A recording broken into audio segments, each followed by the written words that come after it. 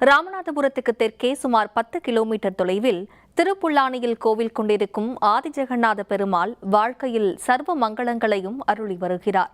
வாருங்கள் ஆதிஜெகநாத பெருமாளின் அருளை பெறுவது குறித்து பார்க்கலாம். ஆதியில் படைப்பு தொழிலை மேற்கொண்டு வந்த பரம்பொருள் பிறகு அதற்கென்று பிரம்மனையும் தொடர்ந்து நவ பிரஜாபதிகளையும் இந்திரனையும் தோற்றுவித்தது. பிறகு பிரம்மனிடம் சிருஷ்டி தொழிலை ஒப்படைத்தது. சிருஷ்டியை தொடங்க தெற்கு நோக்கி புறப்பட்டார் பிரம்மா. அப்போது 1000 கோடி சூரிய பிரகாசத்துடன் ஜோதி ஒன்று தோன்றி மறைவதை கண்டார். அந்த ஜோதியின் ரகசியம் என்னவென்று விசாரித்த போது அதுவே போத சொரூபமான போதி மரம். அந்த மரத்தடியில்தான் ஜெகநாதன் தங்குகிறான் என்று அசரீரியாக பதில் கிடைத்ததாம். 72 சதுர் யுகங்களுக்கு முன்பு புல்லவர், காலவர், கண்ணவர் ஆகிய 3 மகரிஷிகளும் தர்பைப்புல் நிரம்பிய காட்டில் உலக நன்மைக்காக பெருமாளை நினைத்து தவம் செய்து வந்தனர். அவர்களை அசுரர்கள் துன்புறுத்தி வந்தனர். அப்போது மகாவிஷ்ணு முதலில் அரசமர ரூபமாக அவர்களை காப்பாற்றி பிறகு சங்கு சக்கரதாரியாக அபய முத்திரையுடன் ஆதி ஜெகநாத பெருமாளாக காட்சியளித்துள்ளார். அந்த திருத்தலமே தற்போது திருப்புல்லானியில் உள்ள ஆதி ஜெகநாத பெருமாள் கோயில். தசரதன் இங்குள்ள பெருமாளின் புத்திர பாக்கிய மூல மந்திர உபதேசத்தை பெற்று ராமபிரானை பெற்றெடுத்தார். பிற்காலத்தில் ராவணன் கடத்திச் சென்ற சீதா பிராட்டியை மீட்டு வர ராமபிரான் கடலில் பாலம் கட்ட முடிவு செய்தான். கடலில் பாலம் அமைக்க சமுத்திரராஜனிடம் அனுமதி வேண்டி 3 நாட்கள் காத்திருந்தார். அந்த 3 நாட்களும் தர்பை புல்லின் மீது சயனம் கொண்டார். ஆனால் கடல் அரசன் தோன்றவில்லை. இதனால் ராமபிரான் கடலின் மீது பானம் எய்ய முயன்றார்.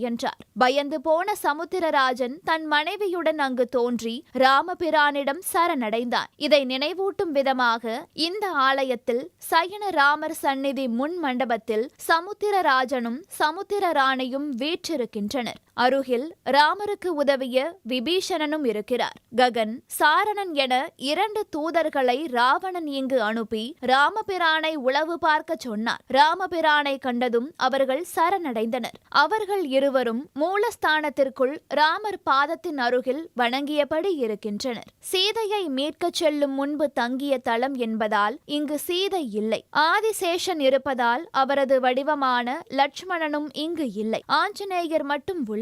கருவறை சுவரில் கடலில் பாலம் அமைக்க ஆலோசனை செய்த சூரியன், சந்திரன், தேவர்கள் ஆகியோரும் இருக்கின்றனர். புத்திர பாக்கியத்தின் மூல மந்திரத்தை பெருமாள் உபதேசம் செய்த பின் தசரதன் நாகலிங்கம் பிரதிஷ்டை செய்து வழிபட்டார். அதைத் தொடர்ந்து புத்திர காமேஷ்டி யாகம் நடத்தினார். யாக குண்டத்தில் இருந்து தேவதூதன் ஒருவன் அளித்த பாயாசத்தை தனது 3 மனைவிகளுக்கும் வழங்கினார் தசரதன். அவர்கள் அதை சாப்பிட்டனர். அதன் பலனாக அவர்களுக்கு ராமன், லட்சுமணன், பரதன், சத்ருக்னன் ஆகியோர் பிறந்தனர். குழந்தை வரம் வேண்டுவோர் இந்த திருத்தலம் அருகில் உள்ள சேது கரையில் நீராடிவிட்டு கோயிலுக்கு வந்து நாகர் சிலையை வழிபட்டு கணவனும் மனைவியும் விரதம் இருக்க வேண்டும். அன்றிரவு கோயிலில் தங்கிவிட்டு மறுநாள் காலையில் நாக பிரதிஷ்டை மற்றும் புத்திர காமேஷ்டி யாகம் செய்ய வேண்டும். யாகம் முடிந்ததும் பிரசாதமாக பால் பாயாசம் தரப்படும். இதனை பருகினால் குழந்தை பாக்கியம் கிடைக்கும் என்பது ஐதீகமாக உள்ளது.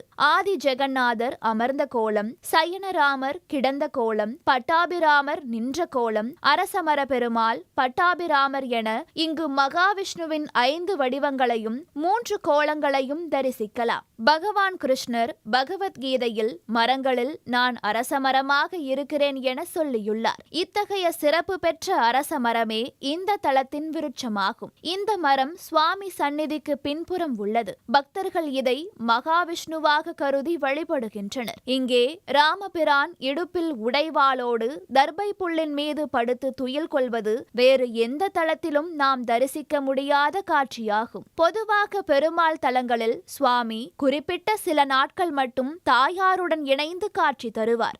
ஆனால் இங்கு சுவாமி வெள்ளிதோறும் தாயாருடன் சேர்ந்து காட்சி தருகிறார். அப்போது ஊஞ்சல் உற்சவம் நடைபெறுகிறது. பொதுவாக மகாலட்சுமியை மடியில் இருத்தி அருள் புரியும் நரசிம்மர் இங்கு ஸ்ரீதேவி பூதேவி பூதேவியுடன் அருள் பாலிக்கிறார். ஜெகநாதர் சந்நிதி கோஷ்டத்திலும் லட்சுமி நரசிம்மர் இருக்கிறார். பக்தர்கள் இவருக்கு சந்தன காப்பிட்டு வழிபடுகின்றனர். இந்த திருத்தலத்திற்கு வந்த ராமர் சீதையை மீட்க அருளும்படி ஜெகநாதரிடம் வேண்டினார். சுவாமி அவருக்கு ஒரு பானம் கொடுத்தார். ராமபிரான் அந்த பானத்தை பயன்படுத்தி ராவணனை அழித்தார். இதன் அடிப்படையில் எந்த செயலையும் தொடங்கும் முன்பு ஜெகநாதரிடம் வேண்டிக் கொண்டால் அது வெற்றி பெறும் என்கிறார்கள். இந்த சுவாமிக்கு வெற்றி பெருமாள் என்றும் பெயருண்டு. ராமபிரான் வழிபட்டதால் இவர் பெரிய பெருமாள் என்றும் அழைக்கப்படுகிறார். சீதையை மீட்ட பின் ராமேஸ்வரத்தில் சிவ பூஜை செய்த ராமர் இங்கு சுவாமியை தரிசித்து சென்றார். இவர் பட்டாபிராமனாக சீதை லட்சுமணருடன் கொடிமரத்துடன் காட்சி தருகிறார். சித்திரை மாதத்தில் இவருக்கு பிரம்மோற்சவம் நடக்கிறது. திருப்புல்லானியில் இருந்து